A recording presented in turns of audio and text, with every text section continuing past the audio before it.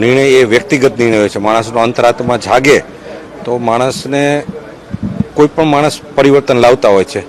રાજુભાઈ કરપડાએ આ નિર્ણય કયા કારણસર કર્યો એ મને ખબર નથી, પણ વિશ્વની સૌથી મોટી પાર્ટી ભારતીય જનતા પાર્ટી કે જે વ્યક્તિ કરતાં દલ મોટું, દલ કરતાં દેશ મોટો, એક વિચારધારા ઉપર કામ કરતી પાર્ટી છે.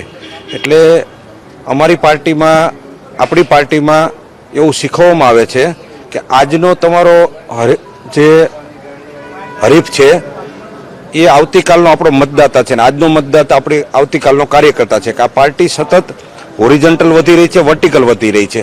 એ તો અમારું મંડળ ઓલું કરતો હોય છે. મારું એક કાર્યકર્તા તરીકે, હું ભારતીય જનતા પાર્ટીનો દરેક કાર્યકર્તા એક વિસ્તારક હોય છે.